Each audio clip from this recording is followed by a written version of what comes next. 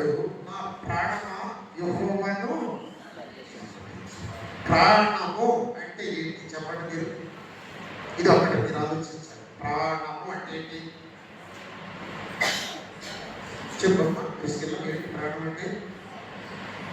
ప్రాణం అంటే ప్రాణమే కాదయ్యా, దాని గురించి చెప్పేది అన్నట్టు చదువుకుంటారు కదా. ఏ ప్రాణం అంటే ఏంటి? మనస్సు. ఓకే, దేవుడికి చక్కగా చెప్పింది ఆశీర్వాదం. మనస్సు. ఓకే, ప్రాణము మనస్సు.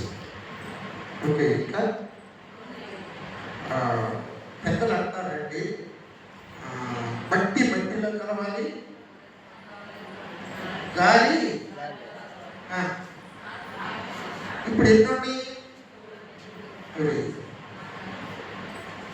మట్టి, గాలి, ఆత్మ. ఓకే, ఇప్పుడు ప్రాణం ఏదో గాలి అన్నమాట. ఆశీర్వాదం. ఓకే, నాకు ఒక డౌట్ వస్తుంది, మీకు చెప్పలేదు.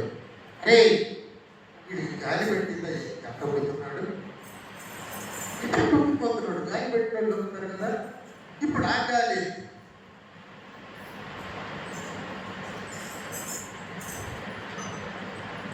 వాడి పెట్టిన గాలి ఏది చెప్పండి. ఇప్పుడు అసలు చెప్పిన గాలి మీకు ఎవరికైనా గాలి పెట్టిందా? పెట్టిన గాలి కాదు ప్రాణం అంటే. మరి పట్టే గాలి ఏంటి? ఓకే, కొంచెం క్లుప్తంగా వివరిస్తాను. దానికి ముందు ఒక చిన్న పాట పాడి తీసాను, వాక్యం పెట్టాను. ఓకేనా? ఈ పిల్లలు డ్రమ్ కొట్టే పిల్లలు తెలిసింది. దేవుని స్తుతించు, చప్పట్లు కొడుతున్నా. దేవుని స్తుతించు,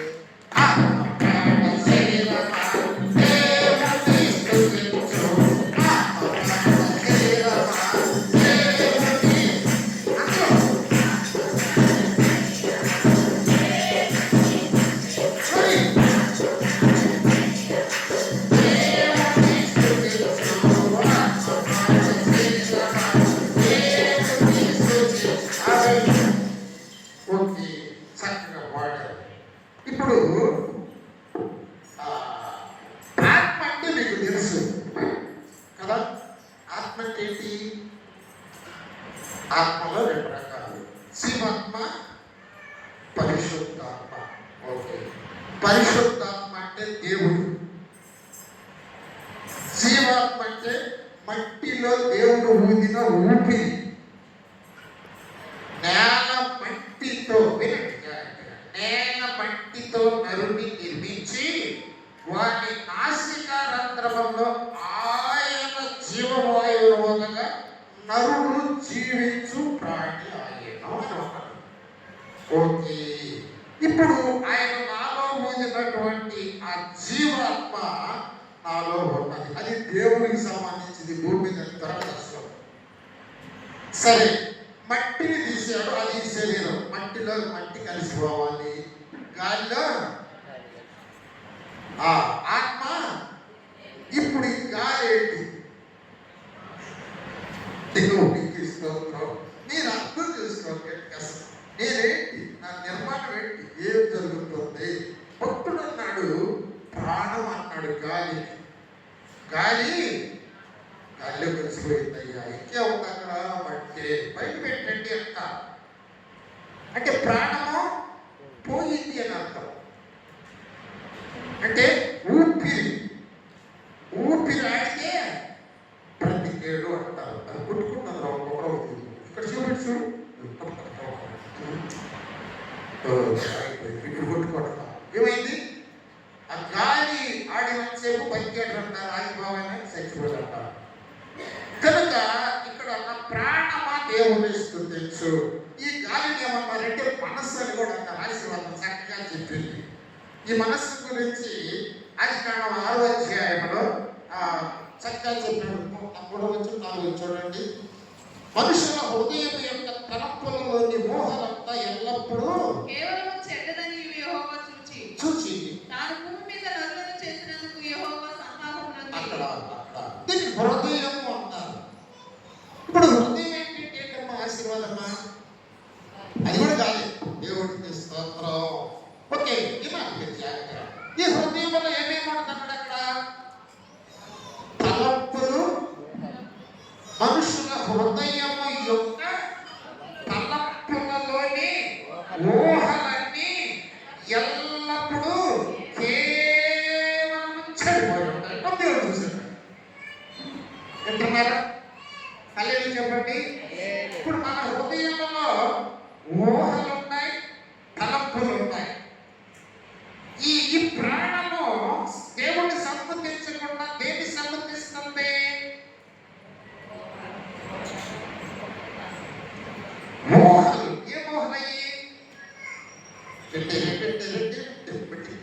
ఇట్లా వస్తా ఉంటాయండి.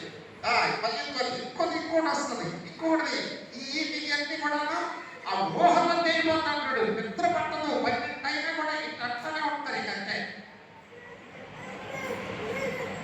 అప్పుడు తలంపులు వస్తాయి, తలంపుల్లో నుంచి మోహాలు వస్తాయి, మోహంలో నుంచి క్రియలు బయలుదేరుతాయి, శరీరాన్ని నాశనం చేస్తాయి.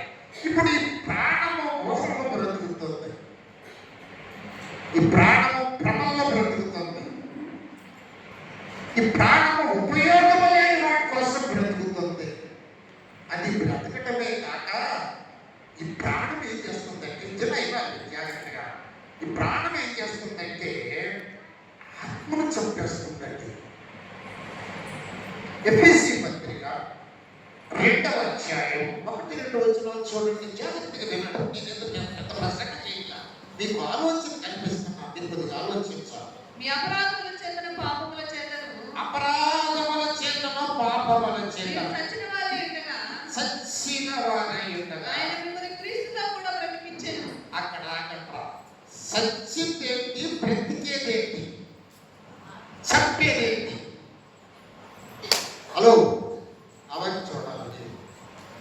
ఇప్పుడు ఇక్కడ మీరు అపరాధముల చేతను పాపముల చేతను చచ్చి ఉండగా క్రీస్తుతో కూడా బ్రతికించబడతారు. ఇప్పుడు అపరాధములు పాపములు చేసేదేంటి, చచ్చేదేంటి, బ్రతికించబడేదేంటి? చెప్పండి. అపరాధములు పాపములు చేసేదేంటి? కానీ చెప్పండి. అపరాధములు పాపములు చేసేదేంటి? కాదు.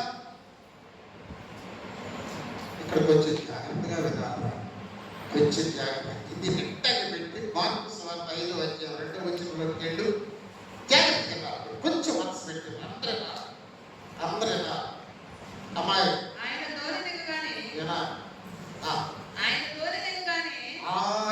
దోరి దిగగానే అపవిత్రాత్మ పట్టిన వాడు కూడా సమాధులలో నుండి వచ్చి, ఏం పెట్టాడంట? అపవిత్రాత్మ పట్టిన వాడొకడు. అమ్మా ఏం పెట్టాడు? అపవిత్రాత్మ పట్టిన వాడు ఒకడు ఉన్నాడంట. వాడు సమాధులలో నుండి వచ్చి ఆయన ఎదురు పడెను. ఎక్కడున్నాడు అపవిత్రాత్మ పట్టిన వాడు? ఎక్కడున్నాడు? సమాధులు ఎందుకున్నాడు? అపవిత్రాత్మ పట్టిన చెప్పండి. అపవిత్రాత్మ పట్టబట్టి వాడు సమాధుల్లోకి వెళ్ళి బ్రతకదు. అమ్మా, వాడు సమాధుల్లో వాసన చేసేవాడు, సమాధుల్లోనే బతుకుతున్నాడంట. ఎవడును వారిని బంధింపలేకపోయేది. సంఖ్యలతో కూడా బంధించలేకపోతున్నారా? ఎందుకని? పలుమార్లు వారి కాళ్ళకు చేతులకు సంఖ్యలు వేసి బంధించినను వాడు ఆ చేతి సంఖ్యలను తెప్పి కాలి సంఖ్యలను కుందినీలుగా చేసిన కనుక ఎవడును వారిని సాధుపరచలేకపోయేది. ఏమండి, ఇక్కడ జాగ్రత్తగా, ఆ వ్యక్తికి కుటుంబం ఉందండి, చక్కని ఇల్లు ఉంది ఆ ఊర్లో. ఆ ఊర్లో చక్కని ఇల్లు ఉంది, భార్య ఉంది, చక్కని భార్య, బిడ్డలు కూడా ఉన్నారు. కానీ ఇల్లు వదిలిపెట్టాడు, భార్య బిడ్డలు వదిలిపెట్టాడు, సమాజం ఏమనుకుంటుందో సిగ్గు వదిలిపెట్టాడు, జ్ఞానం వదిలిపెట్టాడు. వెళ్ళి ఆ సమాధులు ఏమంటారు, ఒలుకులు అంటారా మీరు?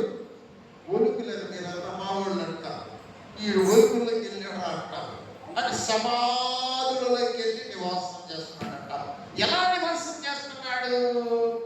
తిట్టల్లా, తాగటల్లా, తను తాను గాయం చేసుకుంటూ అక్కడ ఉన్న పుట్ట పెంకులు, చిన్న పెంకులు తీసుకొని కోసుకుంటున్నాడు, తీసుకుంటున్నాడు. నిద్ర వస్తుంది, రేత్రి పగుళ్ళు కేకలు వేసుకుంటూ తిరుగుతున్నాడు. ఎవరన్నా వస్తే రాళ్ళు తీసుకొని కొడుతున్నాడు.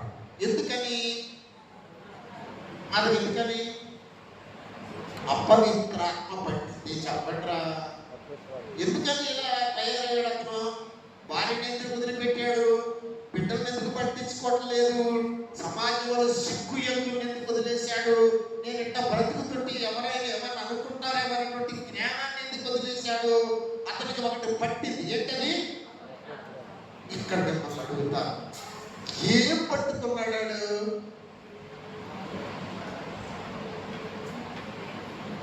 రాణి చెప్పు. అది కదా, మరి గట్టి చెప్పు. ఏం పట్టుకున్నాడు? హృదయాన్ని పట్టుకున్నాడంట. వాడు అంటే రకమైనటువంటి ఆ హృదయంలో తలపులు వాళ్ళు ఉంటాయి. నేను తాగాలి, నేను సమాధంలోకి వెళ్ళాలి, నన్ను నేను గాయపరచుకోవాలి, వెళ్ళాలి, పిల్లలు లేదు, ఏం లేదు. అయితే యేసయ్య వాడిని చూసి వాడి కోసమే ప్రత్యేకంగా వచ్చి ఆ గాలి అపవిత్రాత్మలను కట్టించినప్పుడు వాడు స్వస్థచిత్తుడై వస్త్రములు తొడుక్కొని యేసయ్యకు చక్కగా కూర్చొని మాటని అంటాడు, అయ్యా నేను ఇంకెక్కడికి వెళ్ళండి అప్పటే వస్తాను అంటాడు. అప్పుడు ఒకసారి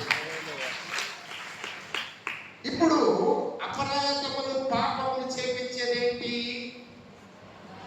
పట్టినోడు. ఇప్పుడు మన చేత అపరాధములు పాపములు చేపిస్తుంది ఎవడో? మీకు అర్థమవుతుందా?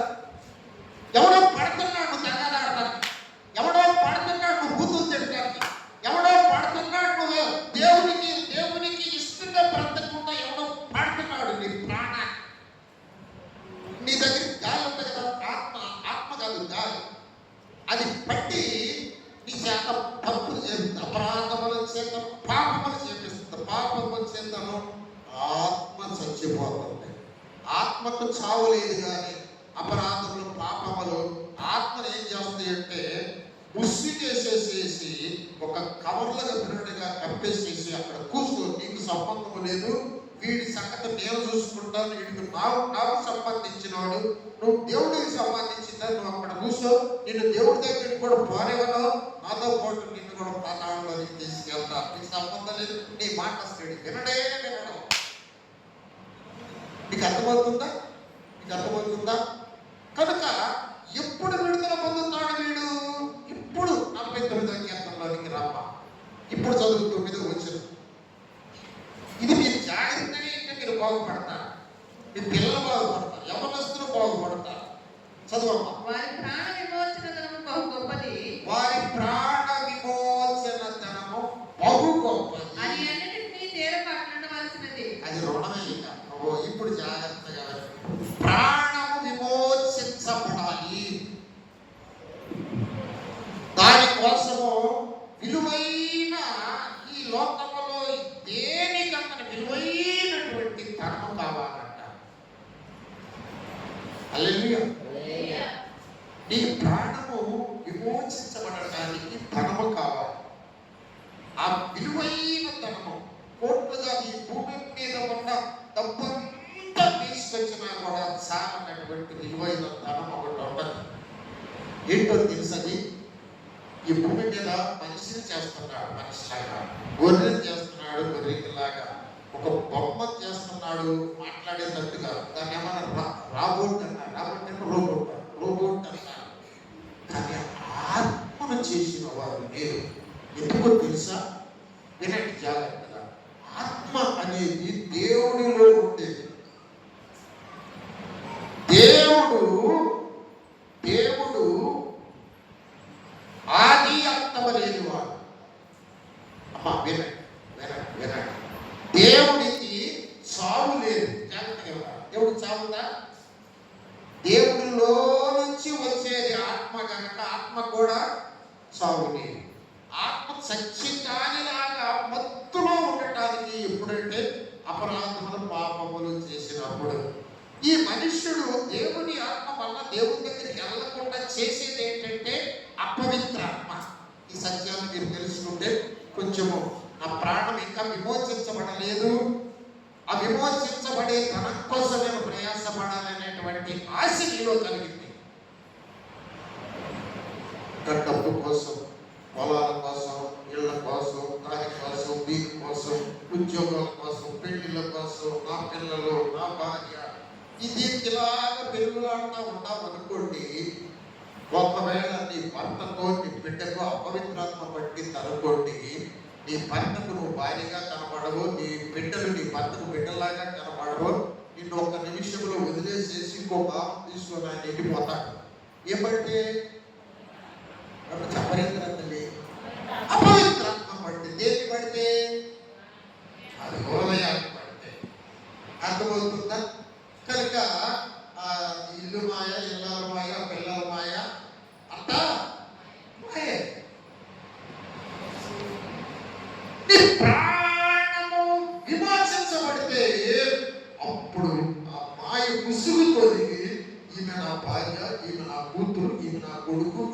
చెల్లి, మా అమ్మ, మా నాన్న, ఇదిగో మా సహోదరులు అనేటువంటి జ్ఞానము మానవుడికి వస్తుంది.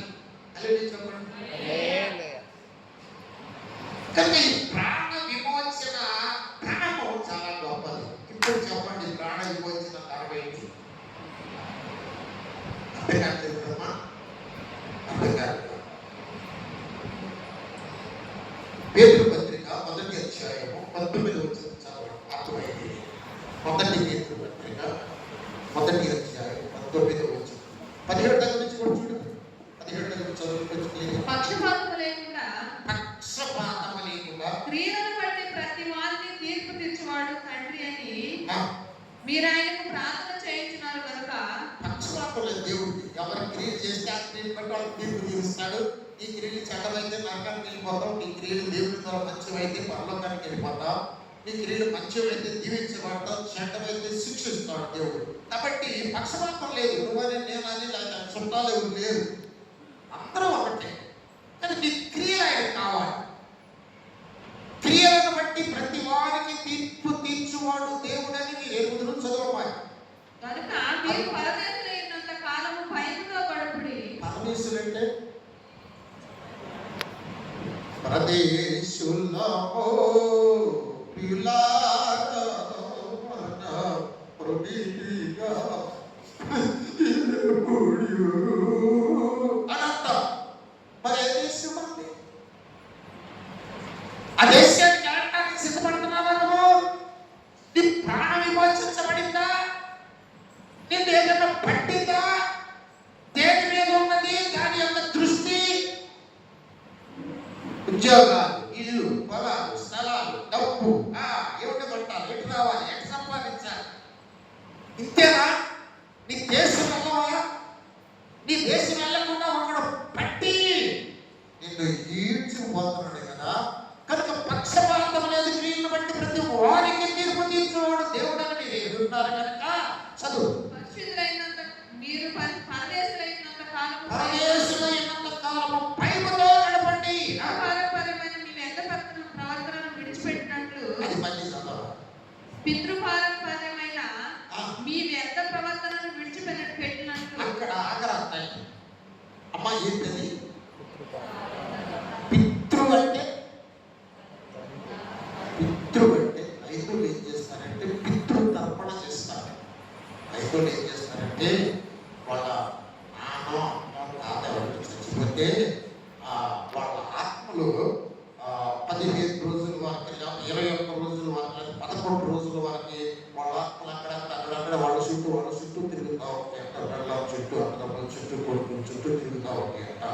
ఈ ఆత్మలు ఎట్లాగైనా వదిలించుకోవాలి బాబు అని చెప్పేసి ఏం చేశారంటే వాళ్ళకి పితృ తర్పణ పెట్టాలి. ఏం పెట్టాలి వాళ్ళకి? ఏం పెడితే వెళ్తాయి పితృ చెప్తాను నేనండి. పెట్టాకుడు పెడితే వెళ్తాయి. ఇప్పుడు పెట్టాకుడు పెడితే వెళ్తాయి. మా క్యాస్ట్లో మేము వాళ్ళకి 2 రకాలుగా పెట్టాకుడు పెడితే పెట్టే నష్టాలు ఏనండి. ఒకటి గుట్ట మీద పెడతాం, 2 కాకులకు పెడతాం. మేము కాకులకు పెట్టేటువంటి వాళ్ళం. మేము కొంతమంది గుట్ట తీసుకెళ్ళి ఆ గుట్ట మీద కూర్చొని ఆ పెట్టాకుడు పెడితే ఆ గుట్టలో ఉన్న శరీరం యొక్క ఆత్మ పెట్టాకుడిని ఏ లోకాలకు వెళ్ళిపోవాలి. అది నమ్మకం. వింటున్నారా మీరు? వింటున్నారా? కాకులు పెట్టేవాళ్ళం. మా తాత చచ్చిపోయాడు, భూమయ్య. నేను చాలా చెప్పాను. గుడ్డు చేసి నాకు ఒకరు పిల్లలు పెట్టాడు. 12 అవుతుంది. నాకు అసలే మొదటి నుంచి కూడా బతుకుంటే మరి ఆకలి ఎక్కువ నాకు. ఇప్పుడు కూడా ఆకలి ఎక్కువే నాకు. సరే, ఆ ఊరు బయట అసంత శక్తి ఉంటాయి. అసంత శక్తి కాడ ఆడికి ఎట్లా ఉంటారు, చాలా అక్కడ తీసుకెళ్ళి పెట్టాను కూడా పెట్టారు. అంటే ఇస్త్రాములో అన్నం, పప్పు, గిప్పు ఇవన్నీ పెట్టేసేసారు. ఇక్కడ వీళ్ళందరూ పిల్లలు గుళ్ళు చేసుకొని కూర్చున్నారు రెడీగా. పెట్టకూడదు మా తాత ఆత్మస్తున్నారు. ఒంటిగంట అయితే తెలియదండి మా తాత ఆత్మ. ఎందులోనే చేసి తినాలి? కాకిలో వచ్చి తినాలని కాకులు పెట్టమంటే ఆఖరికి ఒకటి తెలియగలడు. నువ్వంటే మీ తాత మన ఇష్టం కదా. ఏం చేసేది? చిన్నపిల్లడు కదా, నువ్వు వెళ్ళి పెట్టరా. అప్పుడు ఆ ఇస్త్రాకులన్నీ తీసుకెళ్ళి ఇక్కడ పెట్టేసరికి ఆ చెట్టు మీద ఒక కాకి వచ్చి అటు వాలిందండి. బొమ్మ చేసుకున్నాడు అని చెప్పేసి ఇక లేకుండా కాళ్ళు పెట్ట కూడబెట్టేటువంటి ఆత్మ. అప్పుడు ఈ ఆత్మ వెళ్ళిపోతాయి, నీకు హాని చేయదు. లేకపోతే ఈ ఆత్మలు ఏం చేస్తాయి? నీకు ఉంటాయి, ఉండటమే. ఓకే, జాగ్రత్తగా వినాలి మీరు, మీకు అర్థమవుతుంది, మీకు అర్థమవుతుంది. ఓకే, ఇప్పుడు నేను ఎక్కడ చెప్తున్నాను మీకు? పితృపారంపర్యమైన వ్యర్థ ప్రవర్తన విడిచిపెట్టినట్లుగా వెండి బంగారముల వంటి క్రయ వస్తువుల ద్వారా మీరు విమోచించబడలేదు. పెండాకుడు పెట్టినా వదలవు, ఇంకా ఎక్కువ పెట్టినా వెండి బంగారం సంచిన శవాలకే నోట్లో బంగారం, మళ్ళా చచ్చిపోయిన వాళ్ళకి నోట్లో సారాయి, వీడి దాన్ని కొడితే వీడి పెట్టి కూర్చోబెడతా ఉంటారు. ఇక అక్కడితో వాడు పోతానండి. సత్యాలు చెప్తున్నాను, అనుభవాలు చెప్తున్నాను, జాగ్రత్తగా వినండి. ఇది పితృపారంపర్యమైనటువంటి రుణాలు, ఇవి వ్యర్థ ప్రవర్తన. ఇప్పుడు మా తాత ఉంటాడు అనుకోండి, మా తాత తిరుపతయ్య కాఫీ పెట్టేవాడు చెప్పాడు కదా, ఆయన నిలునామాలు పెట్టుకునేవాడు, ఆయన శ్లోకాలు కూడా ఆయన 10 మంది ఉండేవాడు, అందరికి వినిపిస్తూ ఉండేవాడు. రైల్వే ఎంప్లాయ్ ఆయన వాడుతున్నాడు తిరుపతయ్య. ఆ రోజుల్లోనే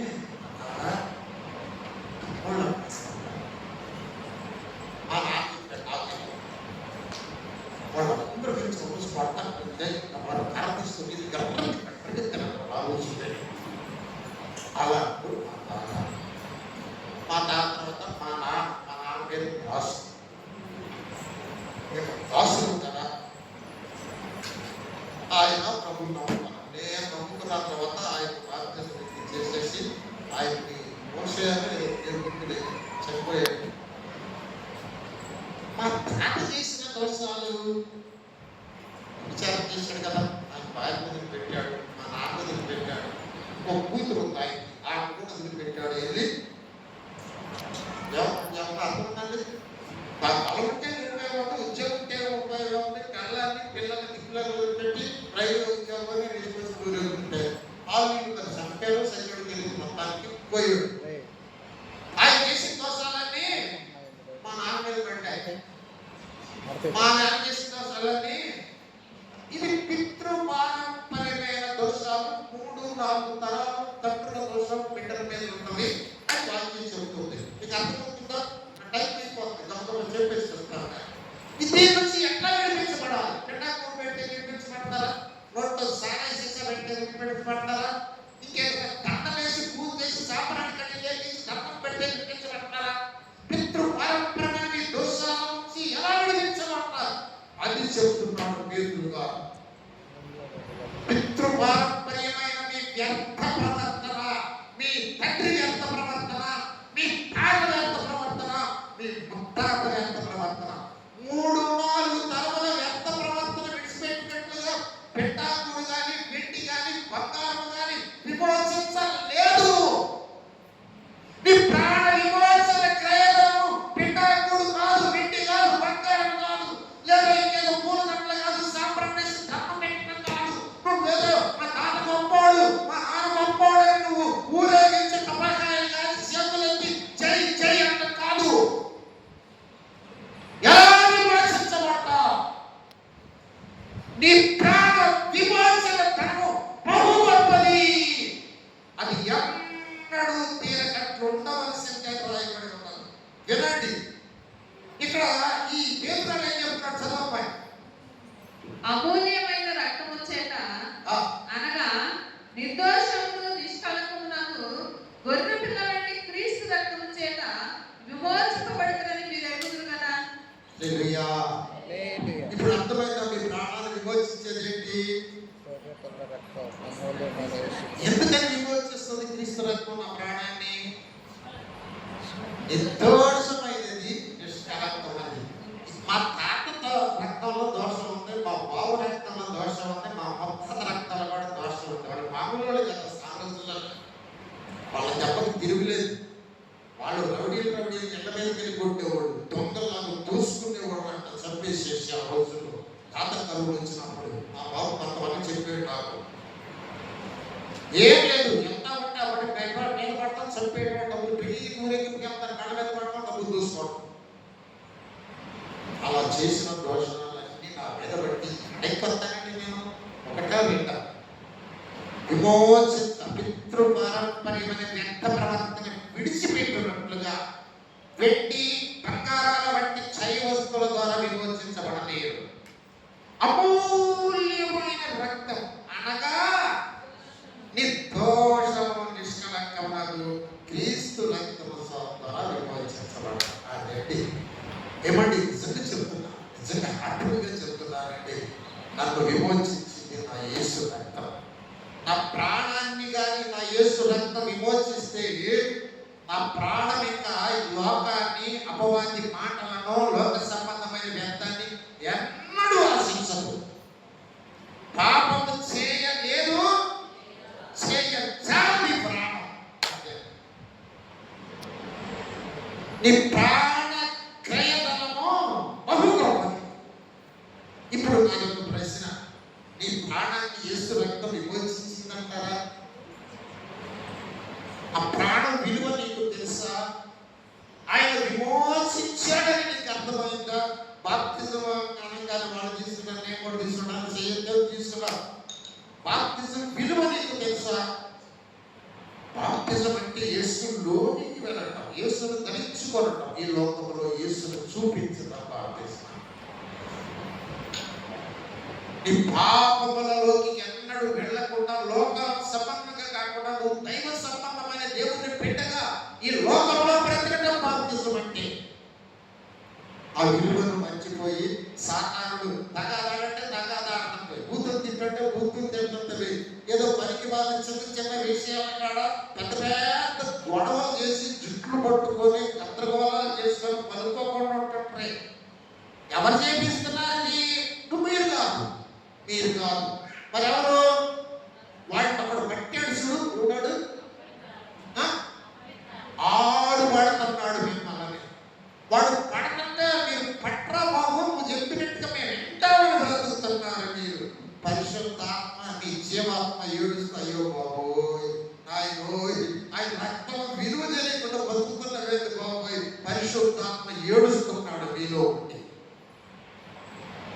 కనుక మీరు విమోచించబడితే, ఇప్పుడు 49వ కీర్తనలో రావాలి, నేను క్లోజ్ చేస్తాను. ఈ రెండు మాటలు చదువు క్లోజ్ చేసేస్తాను. 49వ కీర్తనలో చూడమ్మా,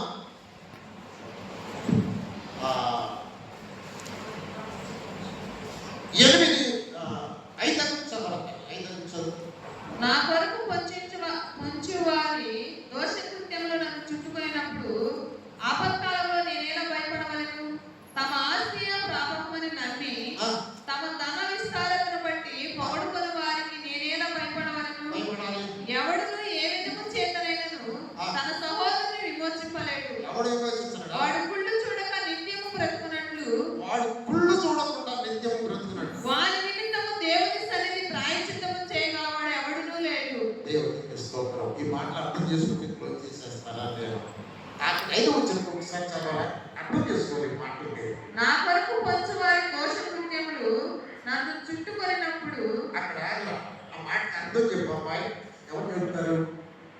మీరు తెలియదు రాణి, నువ్వు చెప్పు. మరి చదువు రాణి అంటే, నా కొరకు పొంచు వారి దోషకృత్యములు నన్ను చుట్టుకొనినప్పుడు ఆపత్కాలంలో నేనేలా భయపడవలను? దాన్ని అర్థం చెప్పమ్మా. ఇప్పుడు ఆ మాట చెప్పు, చెప్పు. నేను అడుగుతావు ఏం మళ్ళీ చదవమ్మా. నా కొరకు పొంచు వారి దోషకృత్యములు నన్ను చుట్టుకొనినప్పుడు. నా కొరకు కానండి, పొంచు, నా కొరకు పొంచు వారి దోష కృత్యములు నన్ను చుట్టుకున్నప్పుడు అంటే ఇటు అర్థం పెట్టారు.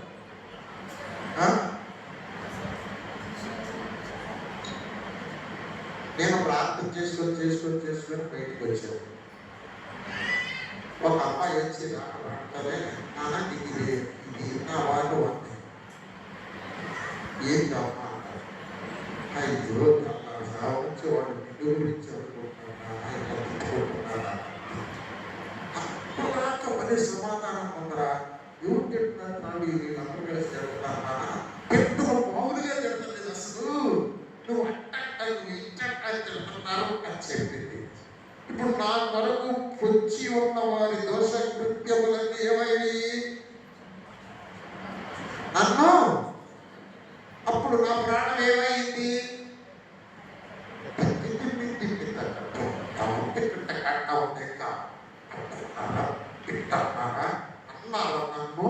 ఎవడు అసలు నేను ఎప్పుడన్నా చేసేనా ఇట్లా ఇప్పుడు ఏమైంది? నా ప్రార్థన నా భక్తి ఏమైపోయింది?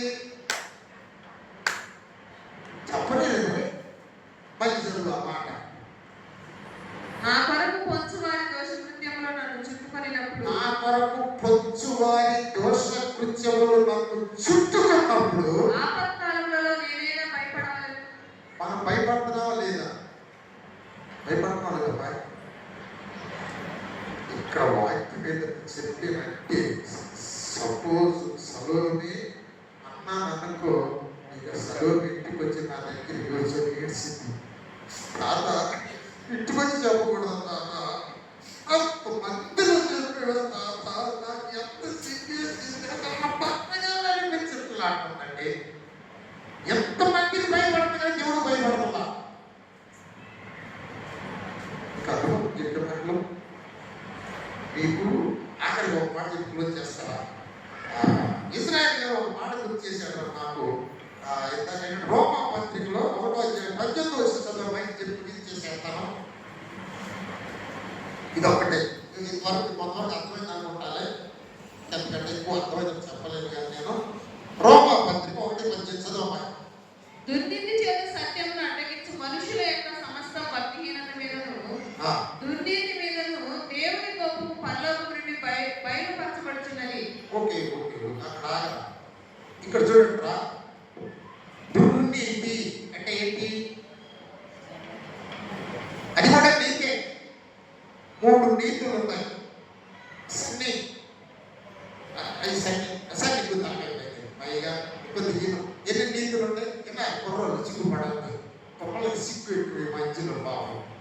బజార్లో ఎన్ని మాటలు చెప్పుకున్నా సిగ్గు ఉండదు, చర్చిలోకి వచ్చేసరికి సిగ్గు కొంచెం వినండి. కుర్రవాళ్ళకి జాగ్రత్తగా రావాలి. 3 నీతులు ఉంటాయి. 3 నీతులే. ఒకటేంటి చెప్పండి? ఏది? దుర్నీతి. రెండవది చెప్తున్నాను స్వనీతి. ఏంటది? స్వనీతి. మూడవది దైవనీతి. 3 నీతులు ఉంటాయి. ఈ దుర్నీతి స్వనీతిని పట్టుకొని ఈ 2 కలిపి దైవనీతిని వచ్చేసేస్తాయి. కొంతవరకు అర్థమైందా? దుర్నీతి చేత సత్యమును అడ్డగిస్తా ఉంటారు. దుర్నీతి చేత సత్యం అడ్డగిస్తా ఉంటారు. నేనేం చేస్తానంటే అమ్మా, ప్రార్థన కాడ మీరు అసలే 11వ రోజు, 15వ రోజు, 21వ రోజు ఇది అన్ని ఆత్మలకు పెండాకుడు పెట్టి ఇన్ని రోజులు ప్రార్థన అంటారు. మార్కెట్ అంటే చెప్పాడంట, పెట్టకూడదు ఆ రోజు లేదా 3వ రోజు అంతే నాకు చెప్పాడు. అదే నాకు ఎక్కువగా అంత పెరిగాను కనుక రక్తం అది నాకు ఇమిడిపోయింది. పెళ్ళేం చేస్తారు? 12 రోజు 11 రోజులు పెట్టేసి ఖచ్చితంగా ఫోటో తీసుకొచ్చి నా ముందు నా రకాల పెడతారు. పెట్టేవాళ్ళు ఊరుకుంటారు, ఒక దండ ఇస్తారు. దండ ఇస్తారు ఊరుకుంటారా, అక్కడ సాంబ్రాన్ని కట్టి వెలిగిస్తారు. ఇక ఆ సాంబ్రాన్ని దూపమంతా మాకు కప్పుకుంటా ఉంటుంది. అది చేయబాకండమ్మా, ఇక్కడ దేవుడికి మహిమ రావాలి. చచ్చిపోయిన ఆ మనిషి కుటుంబం కాదని చెప్తే కొంతమంది ఉరివేసి ఉంటారు, కొంతమంది నా మీద దోషారోపణ చేస్తారు. ఏదైనా చెప్పేవాడే కానీ ఏదైనా ఎదిరిస్తే ఎదిరించే శక్తి నాకు పోయింది. ఎప్పుడు 30 సంవత్సరాల క్రితం పోయింది. అప్పుడు ఎదిరించేవాడు. ఇప్పుడు ఎదిరించొద్దు అన్నాడు యేసయ్య. అందుకని ఎదిరించడంలా ఎదరకుండా తలకాయ ఉంచుకొని ఇంట్లో జలబడి తలుపేసుకుంటున్నా. చెప్తే వినాలి, వినకపోతే అనుభవించాలి. అంటే మీకు అందరూ ఇప్పుడు చెప్తున్నారు. కాబట్టి మీరు ఒకవేళ మీ ఇంట్లో సరిపోతే దైవ బిడ్డలు కనుక మనం ఏం చేయాలండి? యేసుక్రీస్తు వారు 3వ దినమున లేచారు. డబ్బులు ఉన్నా లేకపోయినా ఆ రోజు 3వ రోజులో కంప్లీట్ చేసుకోవాలి. సాగు చెప్పి డబ్బులు లేవు, ఇవి పెట్టమన్నారు. వీళ్ళందరికీ బతికి ఒక 50 ఖర్చు పెట్టి పెట్టమనేసయ్యా. అద్భుతంగా ప్రార్థన పెట్టు, వాక్యం పెట్టించు, చచ్చిన వాళ్ళు ఎక్కడికి వెళ్ళారో చెప్పించు. అంతేగాని ఈ దైవ విరోధమైన కార్యం చేయటం వల్ల మీకు, మీ బిడ్డలకు, మీ కుటుంబానికి శాపం తప్ప దీన్ని వస్తుందండి. వస్తుందంట. అటు వచ్చినట్టు చూసారు ఎక్కడైనా చూసారా? మనుషులు అనుకుంటారు, అదేంద్రా డాక్టు అంటారు, చుట్టాలంటారు. కాబట్టి ఇక్కడ దుర్నీతి సత్యాన్ని అడ్డుకుంటా ఉంది. అప్పుడు ఏం చేస్తామంటే మనము ఈ సత్యాన్ని అంటుకోకుండా మన స్వనీతిని వాడతాం. వింటున్నారండి మై కుర్రోళ్ళు? ఇప్పుడు మీ మీద స్వనీతి పనిచేస్తుంది. స్వనీతి పనిచేయడానికి దుర్నీతి మిమ్మల్ని సత్యాన్ని కలగకుండా అడ్డగిస్తావు. బాప్తిజం పొందారు, మారు మనసు పొందారు, దేవుని బిడ్డలు అయ్యారు, దైవనీతితో బ్రతుకుతూ ఉన్నారా? లేదు. కనుక దైవ అపోస్తలుడైన పౌలు చాలా గొప్పవాడండి. ఫిలిప్పీయులకు రాసిన పత్రిక 3వ అధ్యాయము 7వ వచనం నుంచి 9 దాకా చదివేసేయండి. అట్లా చేస్తాం.